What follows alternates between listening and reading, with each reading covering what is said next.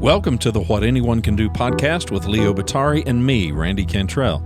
This show picks up where our previous show, You're the Peer, left off, highlighting the simple truth that who you surround yourself with matters, and that if we enlist the support of others, give back to those who give to us, and pay it forward for the next generation, we can do anything. Author and keynote speaker Leo Batari and I talk with a diverse group of thought leaders who will share stories and insights that will help you succeed in business and in life. How? By doing the things anyone can do, but most of us never will.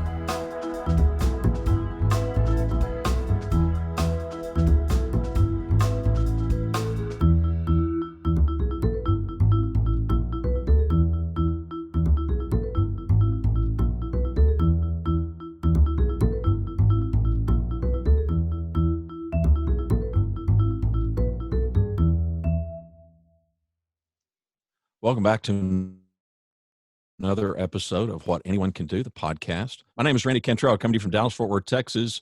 Leo Batari with the ocean back behind him. He is in Southern California. LeoBatari.com is the website, Leobottary. We're really excited to have a guest on today. We've been kind of chatting in the back channels with this gentleman who is a Vistage chair in Boston, and I'll turn it over to Leo and let him make the introduction. Yeah, I just want to let you know that I am in Southern California. However, the background is in Cabo at Esperanza. It's where I would be if I could travel, I think. But anyway, just wanted to, we're really lucky to have Phil on the show today. And, as you know, in recent weeks, we've been talking a lot about how important it is for business leaders, especially during these critical times, to really lean into their groups, because of how important it is, for them, that it's not some kind of extracurricular activity. In fact, it is central to what they need to be doing, right? And instead of having to go it alone, I can have 10, 12, 14 other people helping me.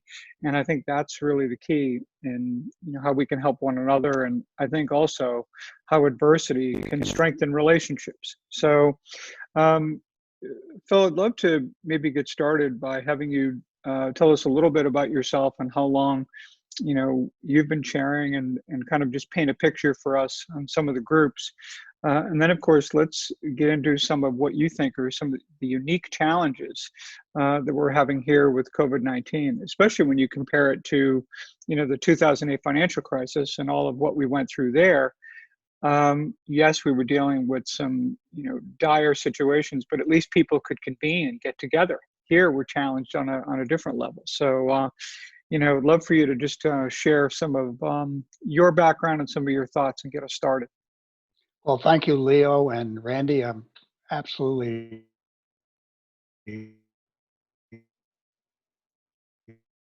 thrilled to be 2013, and I've been growing as a chair ever since. And this COVID-19 virus or pandemic has influenced my chair practice beyond my imagination. And it's just unbelievable what it's done for our groups in terms of them getting closer together. And I look forward to talking about it. I'll share with you what I can. Well, let me just say this. I presented to a group in Denver recently, and it really occurred to me as I'm, kind of engaging with the audience, that there were varying levels of pain, if you will, in that room. Some, were really feeling the weight of just keeping the doors open, metaphorically speaking, if you will, and others were at least getting by and getting through and all of that. So kind of tell us what you're seeing in terms of what, these CEOs and business owners are going through right now, in terms of maybe, obviously from a confidentiality standpoint, you're not going to name names and talk about things, but I think generally speaking, you can give us and paint a picture of some of the circumstances that people are facing and how people are helping one another through that. Well, I had one CEO as a restaurateur, and he immediately learned that he wasn't going to be able to build a takeout food business. He just doesn't have the kitchen for it, and it wasn't very So he made a decision that we're going to lay everybody off. He had 4 restaurants, and we'll hopefully renegotiate our lease and defer any debt payments that we have, and everybody's going to go on unemployment. So that's the worst case basis where somebody just had to go out of business. I've got other CEOs that are really looking at the business that, well, first I'd say every person to a T is like shock and awe. You know what I mean? Holy mackerel! What do I got now on my hands? And they were like a deer in the headlights initially. And of course, we had to go to a virtual meeting, so everything was being done via Zoom, just like we are today. I would say that some members are dealing with it better than others. And what I mean by that is some are still working on the mechanics of trying to figure out what is going to happen to their business. And hope springs eternal. So some CEOs will say, well, I don't think our demand's going to melt away. We have good backlog now. And I'm not worried. And an attitude like that, and then as time has moved on, they realize that, holy mackerel, for this as the right mindset. The mindset that you've got to really look at your business. You've got to have a plan A, B, C, D, E, and F. And you sort of plan for F, and you hope for the best, and hopefully you come out the other end. The last couple of weeks, I'd say most of the members who were qualified have trying to take advantage of the financial, PPP and the various financial packets that the government was offering. So they were scrambling to file loans and SBA documents and so forth and so on. So they they didn't have a lot of time to sort of think about the future. Now I see, now that those loans have either been funded or not funded, they're starting to take a look at what's life going to be like after this occurrence. And they're spending a lot of time. Some of them have developed sort of what I call war rooms. So in the first part, they developed a war room that's going to, how the hell do we get through COVID-19? And then that deals with the tactical and everyday issues. Do I have to furlough people? So am I going to fire people? I mean, it gives them a chance to look at their labor force. There's a lot of tactical stuff that can go on. And now they're sort of saying we have a war room that's going to look at the future. I see some of my CEOs were talking as late as yesterday that maybe this gives us a chance to attract new talent to our team because there's going to be plenty of people around looking for jobs. So maybe this is a chance for us to strengthen our leadership team. I've had other CEOs say, well, maybe here's an opportunity to some of the firms that we might have an interest and might be able to have some tuck-in mergers. So thinking about how would you go about explore that and that type of thing. That's really interesting. So a couple things come out of that for me too. One of them is, it's always been my experience with groups. You talked about options A, B, C, D, E, and F. And oftentimes when we are left to our own devices, we might come up with option A, B, maybe C, but it's usually others can help us find those additional options that start moving down the alphabet a little more. How have you seen that in terms of, members just helping one another at least identify a broader range of options versus what they may have thought about on their own? Well, I think the members, when they hear somebody saying, well, I think our business is going to turn around and come right back, I think through their questioning and challenging, they're saying, are you sure? Don't you think you ought to have for a couple more options, and then they describe their own experience that I have like 4 options. And it's not so much. I mean, everybody goes in this with a set of emotions. You know what I mean? And they want the outcome to be not very traumatic. But as they go down the path, they realize that maybe it is more traumatic than they really thought it was going to be. And through this conversation, I think everybody's gotten to a pretty good spot in terms of where they should get to. I'll give you an example of how difficult it is, and where the peer group actually helped. The CEO that is a new member in my group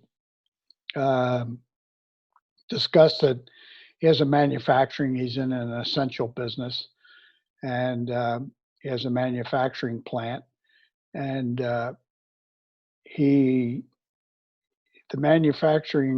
somebody in the manufacturing plant tested for COVID-19. And then a couple other people tested for COVID-19. And, he talked with his lawyer and what do I do and this. And he says, well, I got to file an OSHA report because I have a disease that was caught on company time, basically. And through this peer group, we all challenged them and say, well, I don't think that's what OSHA is really intended to do.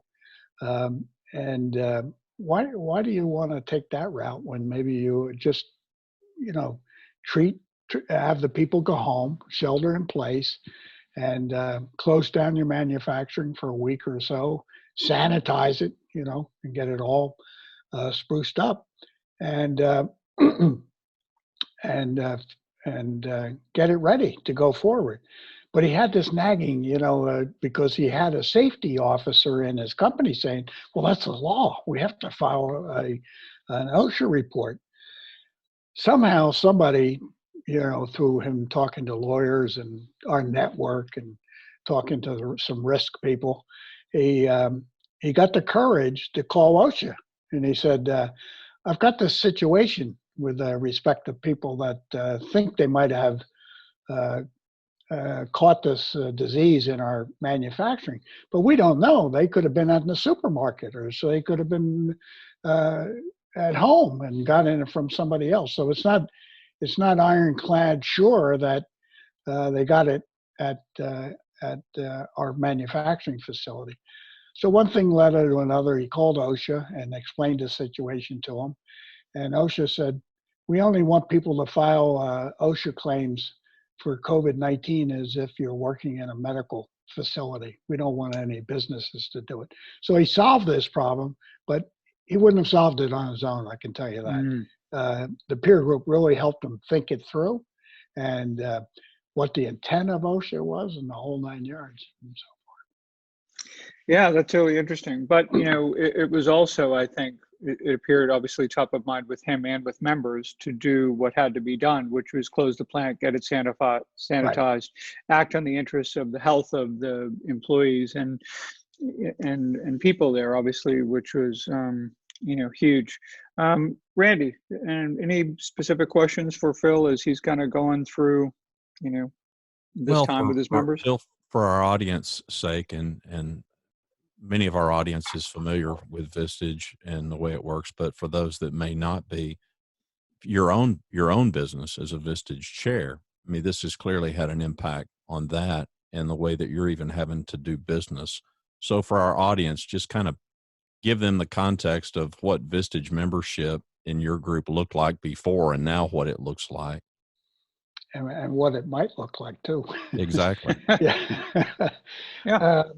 So typically the Vistage model is, particularly a CEO group, we meet once a month in person, and 8 months out of the year, we'll probably bring in an expert speaker, something that they may be struggling with in terms of their own professional development or a business issue.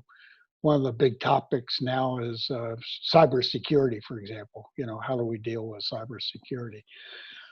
I, as a chair, would meet with them one-to-one each month. We would talk about their own development plan, what they're working on, and I would help them sort of set their own internal goals for themselves as human beings, and And if they had an issue that I felt the group could really help them, I would invite them to come to the group and share the details of that issue, and the group could opine in and give them their suggestions. What typically happens is the question they ask themselves is not the real question.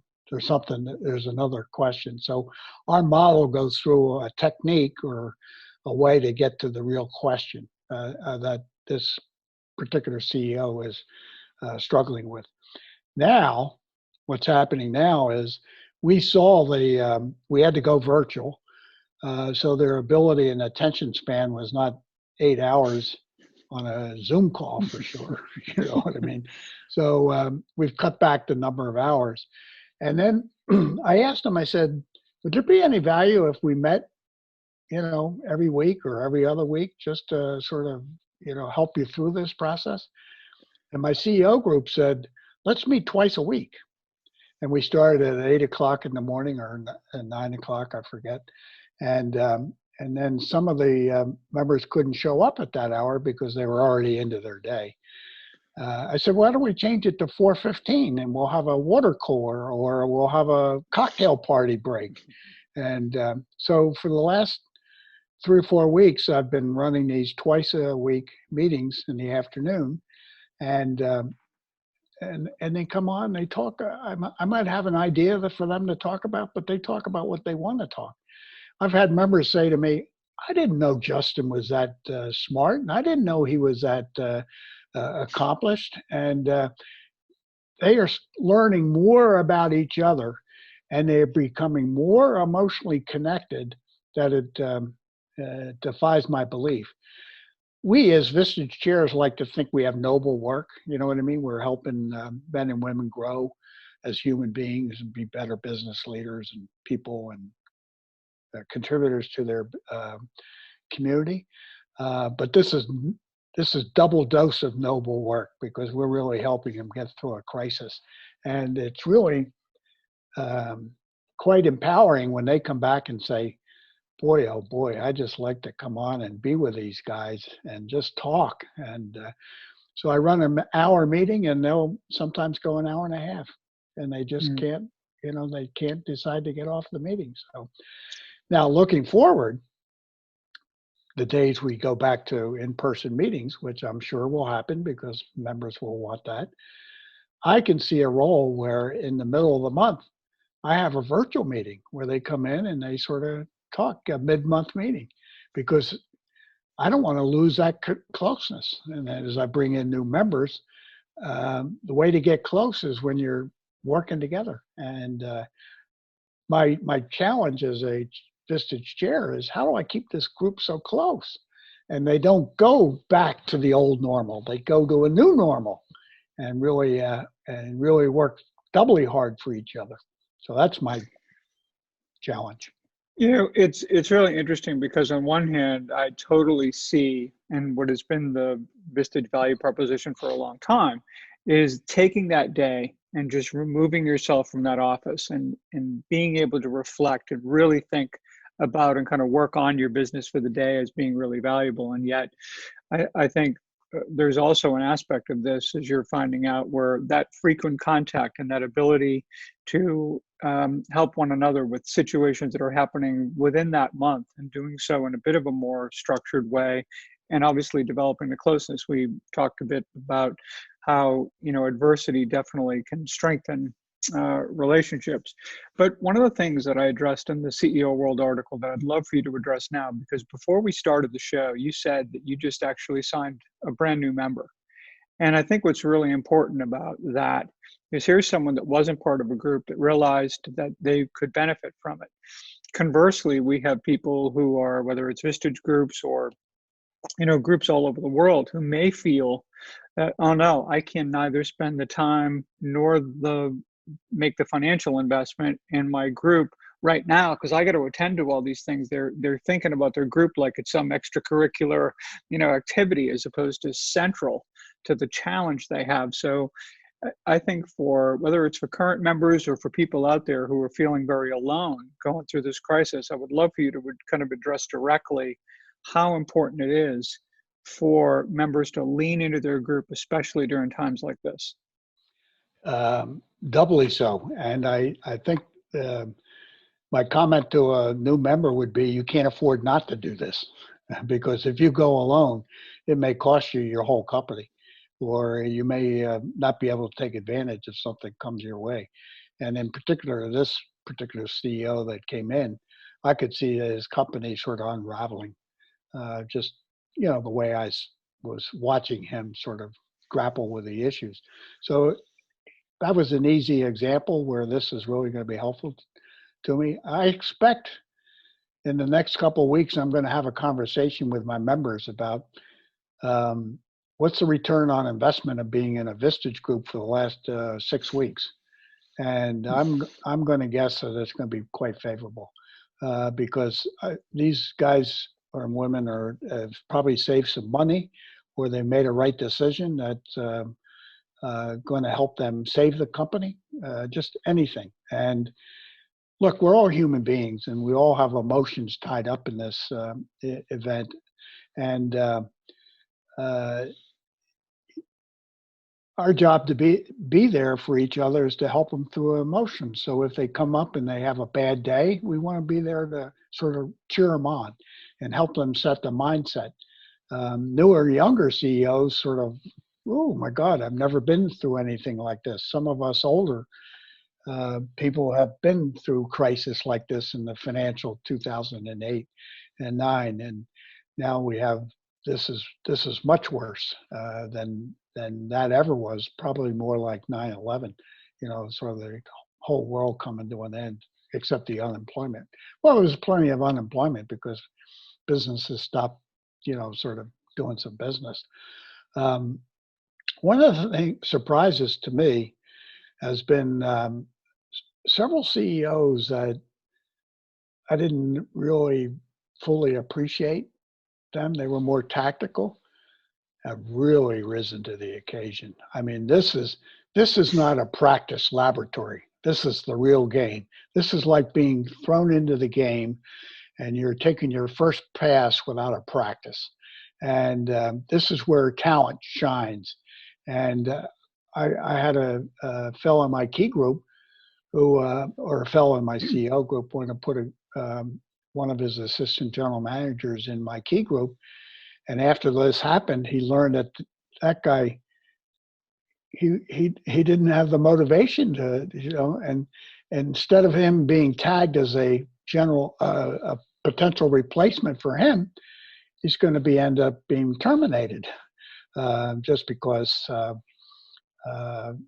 he couldn't exhibit his leadership at that point in time. So everybody reacts differently. So it's really kind of interesting to see who steps up to the plate and who really sort of pushes it aside, and then who sort of can't handle it.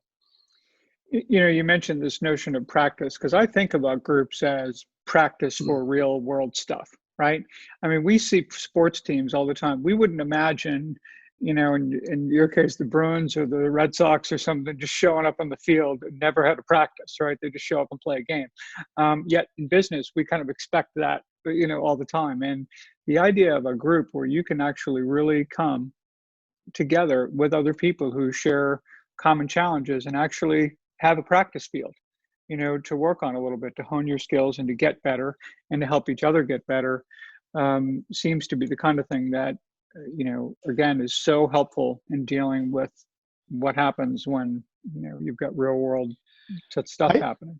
I see a lot of our CEOs, they'll prepare a host presentation and they'll get up and wing it. And I've started giving them feedback forms so we can give them some feedback. And what I'm seeing as best practices around this is the ability to communicate with transparency, being able to communicate often with your constituents, whether it's your employees, your customers, your vendors, advisory board, shareholders, everybody. And it takes a message that is not written clinically or cognitively, but it has some inspiration to it. It says we're going to face this together, but be transparent. I mean, never say everything's going to be good, and then next week lay people off. I mean, because that wouldn't go very well. So you need to be out ahead of the game, and many of our CEOs don't have a lot of experience at sort of these communications. They say, well, I communicated that 2 months ago, and as far as they're concerned, the job's done. Well, it's not quite that easy. And so we talk about that. And, in fact, at one point in time, I helped edit a CEO's communications to his stakeholders, and he said he used part of it. So that was kind of cool to help him, be more inspiring about it. Yeah, I think they can help each other a lot in that regard. One of the things I talked about specifically in the article, as near the end, was the importance of not only being transparent, but also there's a frequency about it. There is a making sure also that employees feel that you care about them as human beings, first and foremost, recognizing and empathizing with the sacrifices everyone's making, the creativity, quite frankly, that people are exhibiting about how they can deliver value from home and how they can work together really effectively. What do you think, too, in terms of some of the people that are working with you in groups? What are they seeing in terms of practices that have been forced upon them effectively right now? But then they might be thinking, this may be something that we can explore in terms of the way we work, or at least in part in the future. We had that discussion yesterday, and one of my CEOs says, well, that solves my office space problem. There's going to be more distributed working now. And it might be actually if you get the technology right, and look how much it might save on tires and commutes and all that kind of stuff. And I want to go back, if I may, go back to your conversation about communications. So early on in the game, we talked about what kind of communications do you want to have with your customers or your employees, and they said, well, I don't know. I'd tell them that this is what we're doing with COVID, and when's our next order coming in, and all that. I said, why don't you just call your customer and say, how you doing? I'm thinking about you. Be there for them emotionally. Don't talk business. Just be there for them. And it's amazing how this inspired some of these CEOs to say, wow, I got a lot of value out of that, and I hope my customers got a lot of value out of that.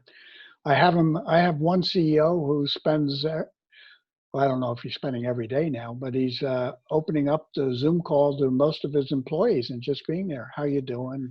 What's going on? Has nothing to do with business. Just shows that he's concerned for them as a human being. I think if we as leaders share our propensity to care for others as a human being, we're going to move to a much better model of servant leadership rather than autocratic leadership. What are you going to do for me next and now? So, well, this is good practice. That's right. And, what's been so nice and what Randy and I were kind of hoping for here in many respects, and, you've certainly delivered on it. And that is that not everyone is going to join a group. We know that. But if this podcast in some respects can provide, and there already been just a few nuggets of,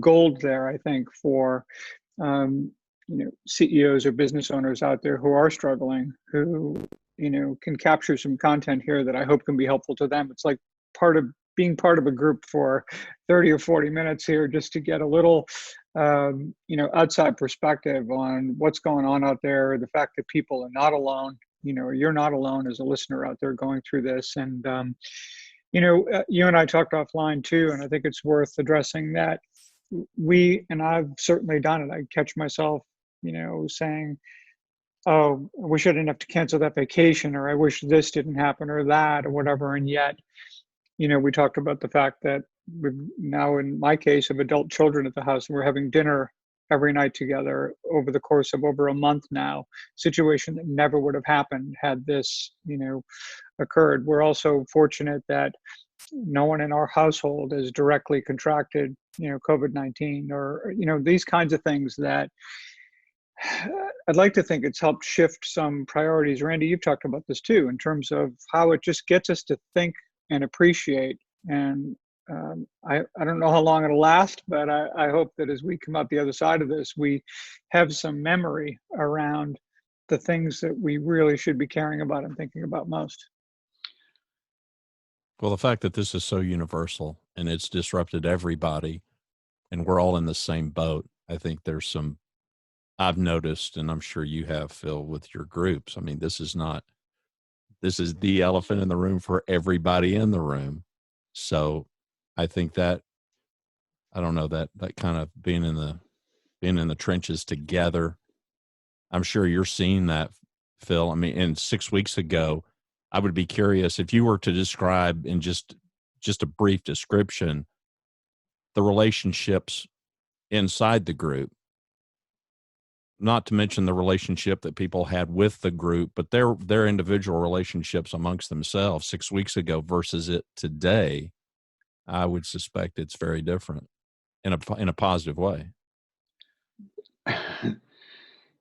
Probably, I would say 6 weeks ago, the individual relationships among the members was non-existent, in the sense that they come together every month, but they're sort of reticent to sort of reach out. And but this brought them all a lot closer. So I think this is a catalyst that's going to change the. And this is Chair's every struggle is getting people to talk to each other offline in between meetings. You know what I mean? Because I'm so busy, I got to get the work done.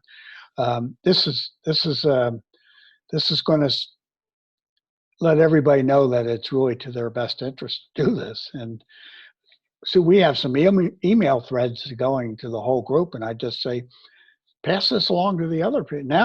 Now they know each other. Let's just answer each other's emails. So don't wait till the next meeting to sort of come aboard. So it's kind of fun to watch, and it's very fun to be part of. It's very fun to be part of. Phil, if there are business people, CEOs in the Boston area, we want to hawk the value that you provide to our audience. So if you were anywhere in the Boston area and what we've talked about today resonates with you, tell folks how they can contact you, Phil, if they want to know more about your groups.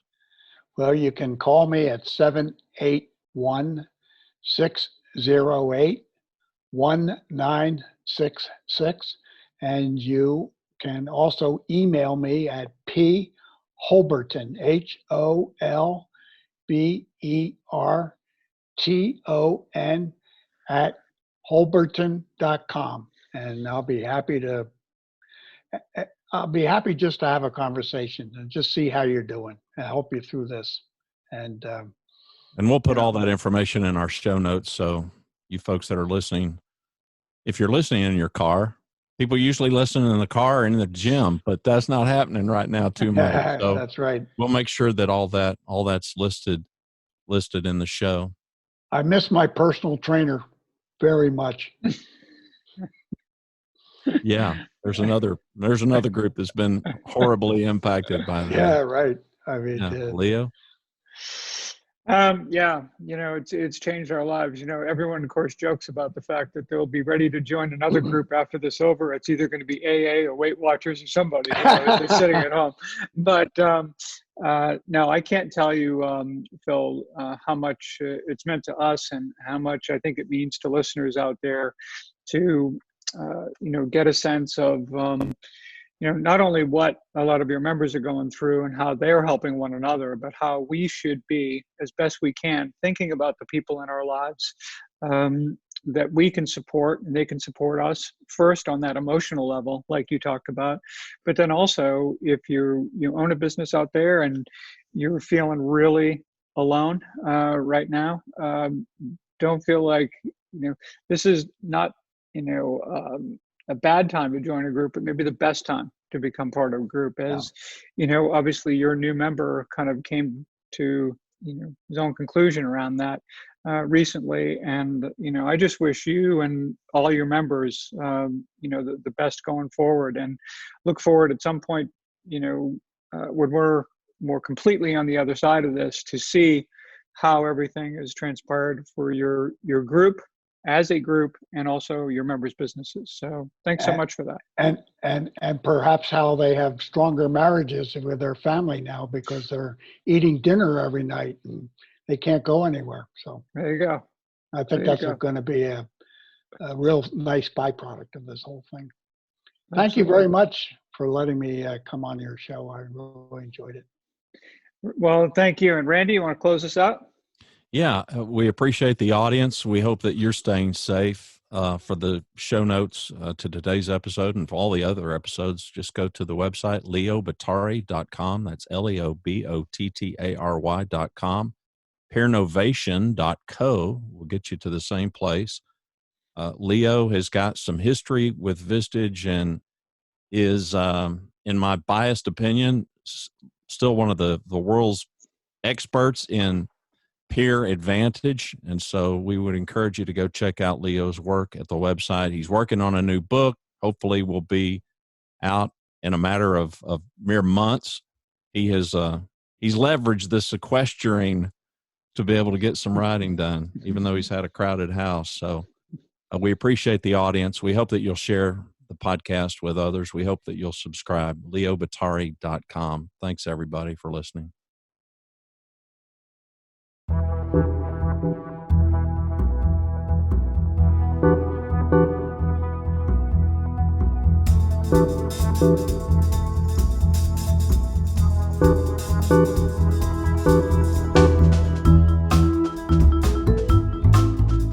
To learn more about our show and what we do, to submit questions to us, and to subscribe to What Anyone Can Do podcast, please visit our website, whatanyoneCanDo.com. What Anyone Can Do podcast is hosted by Leo Bottari and me, Randy Cantrell. Music provided by Kevin MacLeod is Vibe Ace, licensed under Creative Commons by Attribution 3.0 license. Thanks for watching or listening. We hope you'll share the podcast.